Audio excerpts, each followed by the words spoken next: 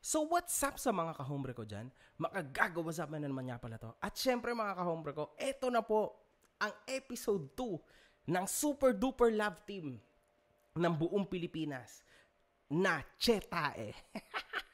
Mga kahombre ko, eto yan, no? Ako naman, nandito lang for the content.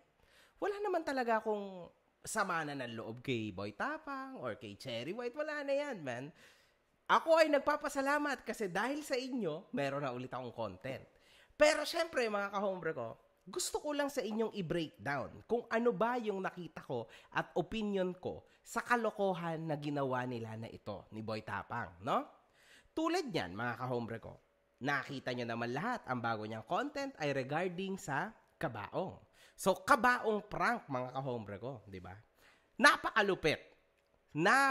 Sobrang lupit po ni Boy Tapang. To think na nakakatawa ang ganong klase ng prank at ganong klase ng biro, no? 'Di ba? Sobrang insensitive po ni Boy Tae sa part na 'yan. Eto pa, mga kahombre ko, no?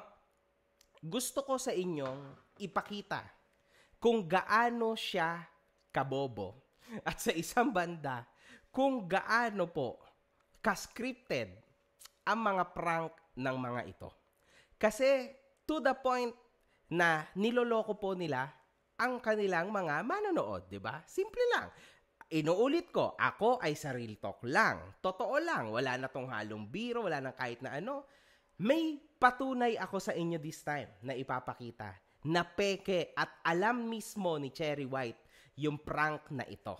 Okay? Kasi Boy Tapang, bagito ka pa. Sobrang bagito ka pa. Kaibigan ko, ang direktor ng lahat ng direktor ng mga pranks.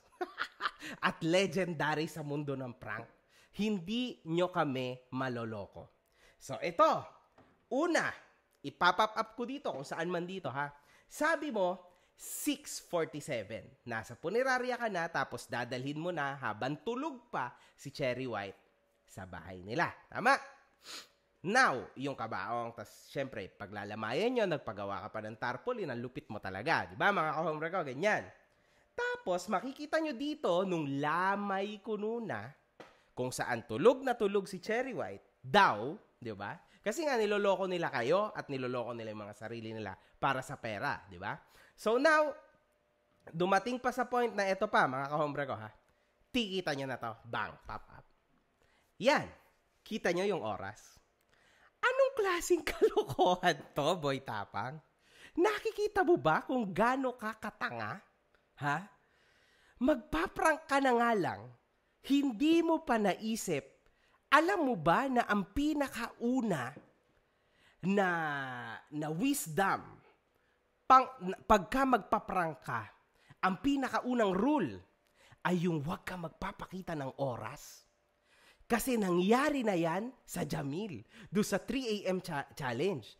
Kung saan ang naging sagot nila, sorry, magkaiba kasi ang oras sa Maynila at Nueva Ecija.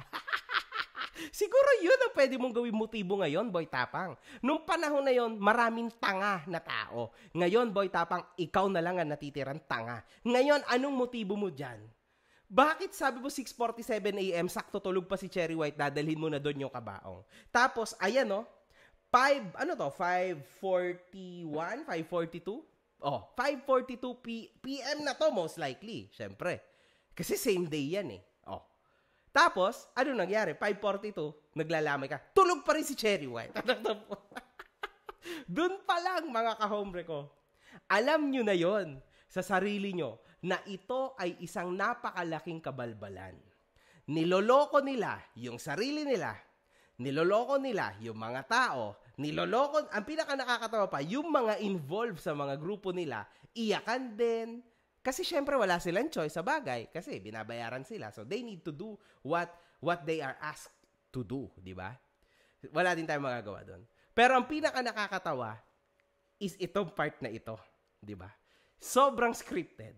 Sobrang scripted, mga kahombre. Boy Tapang, next time, do not ever show the time. Para naman kahit papano, maging medyo totoo. So ngayon, kung papanoorin ko ulit itong vlog na to, medyo nakaka-cringe na. kinikilabutan talaga ako, no? Kasi, grabe, nagagawa talaga nila yun, ha? Iyak talaga si Cherry White. Wow, ang galing, man. Anyway, di ba? Lahat talaga magagawa mo para sa pera. I believe in that. Ganun talaga ang buhay, di ba? Pero, syempre, yan na, so huling-huli na sila na niloloko nila. So, ang mga tao, di ba? Wala. Real talk talaga yan. Wala yung halong biro. At ang pinakamaganda pa dito, pinakamalupit pa dito, minamanipulate nila ang feeling ng mga taong nanonood sa kanila. Crazy, man. At pansin ko, bumababa na po ang credibility lalo ni Ronnie. Nakakalungkot, Ronnie, yung downfall mo. Your downfall is coming soon, lalo na kapag pinapaikot mo na ang mga fans mo sa kalokohan. Dahil hindi sila sanay na niloloko mo sila. Real talk yan. Hindi sila sanay. Hindi sila pang ganyan, Ronnie. Anyway, Ronnie, wisdom na tayo para sa Chetae. Sorry, hindi ako masyado natuwa dito. So, wala to masyadong joke. Kumbaga, pure real talk lang ito. Ano? Ronnie, probinsyano ka. Exactly tulad ko. Ikaw lang ang probinsya mo sa Visayas. Ako ang probinsya ko sa Laguna. No? Tapos, ganyan ang prank or biro na ginawa mo. Sa mahal mo ko, no? Sabi mo, mahal mo, di ba? Pero ginawa mo yung ganyang klase ng biro. Sige na, nasa prank wars kayo. Exactly tulad ng ginagawa ng Jamil. Exactly tulad ng ginagawa ng legend na si Mark dati. Prank wars between magjowa. Siyempre, content. Tama naman. Siyempre, you guys need to earn what you need to earn. Correct. Correct yan. Correct. Para lang siyempre sa content. Diba? In short, pera lang. Para lang sa pera. Diba? Aminin nyo yan. Para lang yan sa pera lahat. Exactly tulad ko. Diba? Kaya ko kayo kino-content diba? For the money. Alam mo yan sa sarili mo, Boy Tapang, kahit pa itanong mo pa sa mga magulang mo, na kahit na anong klaseng biro or prank yan, napakalaking kamalian yan. Kasi isa yan sa paniniwalang Pinoy na kahit kailan hindi magiging magandang biro ang tungkol sa mga pumanaw. Alam mo yan, Ronnie. Sobrang insensitive mo, insensitive ni Cherry White, insensitive nung buong team na nasa likod mo para gawin yung ganyang biro. Tas kung makahalakak pa kayo, akala mo talaga wala nang tomorrow. Ikaw ang saya-saya mo sa pagpaprank mo kasi kumikita ka ng pera. Hindi mo ba naisip na merong mga tao na nagdurusa, hindi makamove on dahil sa nawalan sila at kahit anong gawin nila na gusto nilang bumalik yung buhay ng mahal nila, hindi na mangyayari. Kaya yung lungkot na nararamdaman nila nandun lang. Diba? Tas ikaw, sobrang saya mo na gawing biro ang tungkol sa mga nawala, sa mga pumanaw? Hindi na yan kain tae Tapang, kain pagkatao na yan. Hindi na yan sip-sip puwet ng baka, kundi sip-sip kaluluwa na yan para sa pera. Ronnie, naniniwala pa rin ako na you're being manipulated dito ng babaeng ito. Kasi talagang hindi ako makapaniwala na ganyan ang naging ending ng isang Boy Tapang. You were never like this, man. Sa totoo lang, ang pera talaga, mga kahombre ko, hindi niyan nababago ang tao eh. Hindi talaga eh. Inilalabas talaga po ng pera ang tunay na pagkatao ng tao. Ayan ang nangyayari kay Boy Tapang. Hindi lang natin matanggap lahat kasi sobrang aga pa. Pero I know for sure, habang tumatagal ito, palala na po ito ng palala. Kasi kapag wala silang issue, pansinin nyo, una sa lahat, wala akong content. Pangalawa, ang baba na ng views nila. So if I may thank you very much sa inyong dalawa, sa couple ng Chetae, pero you should thank me too. Kasi kung wala rin ako, hindi rin kayo iinit ng ganyan, ng paulit-ulit, right? So it's a give and take. Unfortunately, ako kasi real talk. Sinasabi ko yung nakikita ko sa mga tao, di ba? Pinapaliwanag ko ng ayos. Kayo nga lang, yung pinapakita nyong content sa mga tao, niloloko nyo yung mga tao. Because you guys know, alam mo na yan, Boy Tapang at Cherry White.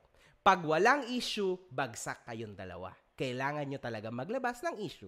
So next time, iba nang gawin nyo. Next time, mukbang tae na. Kayong dalawa dapat yan. Gano, yun, issue yun, di ba? Mahalan kayo, tapunan kayo ng tae, kain tae, ganyan. Maganda. Yan na yun next. Kasi syempre, nagawa na nila yung patay prank. Kabaong prank. Next time, yun na. Palala na po yan ang palala, mga kahombre ko. Real talk, for the views, kailangan lumala. Kasi nangyari din yan sa akin eh. For the views, imagine niyo, inilabas ko yung titi ko. Diba? Si Boy Tapang noon, for the views, kumakain siya ng tae. Ganun nakalala.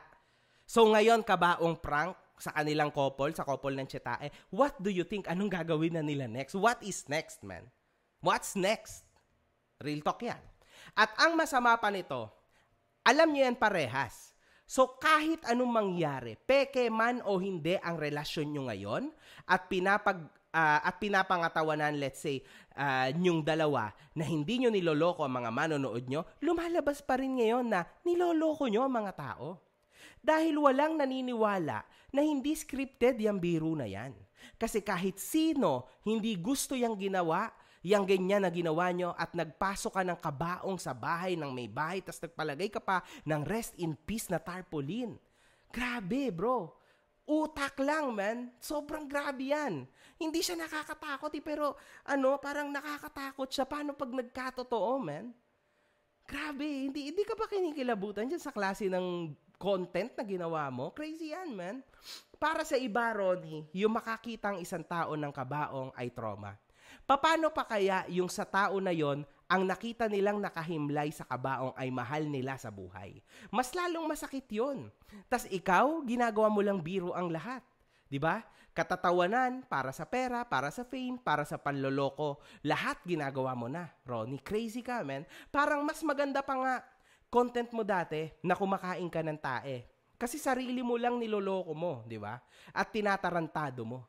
Ngayon, lahat na ng manonood mo, grabe, niloloko mo, puta tumal si kilaway ko, niloloko mo at tinatarantado mo.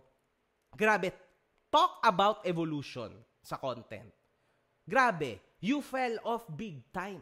Sobrang baba mo na, Ronnie. Napakababa mo na. For the views, ibinenta mo na kaluluwa mo. Crazy, man. Hindi ko in-expect na makikita kong bumaba ka ng ganyang kalala. Para sa pera, inuulit ko. Again, yung mga ginawa natin dati, pas na yun eh. Okay na yun. Kain tae, ganito, ganyan. Kainti-intindi yun kasi mga bata pa tayo nun, di ba? Nung ginawa natin yung mga kabulastugan na yun. Pero para ngayon mo gawin, Ronnie, grabe na yan. That's how desperate you are. Sa pera. Papaalala ko sa'yo. Tas ang reklamo mo sa video nitong last week, ang baba ng TF ng BOTY, 200K. And now, isipin mo kung gaano kababa ang ginagawa mo para sa pera. Damn. Sobrang baba mo na, man. You're almost done. One love, good fucking vibes.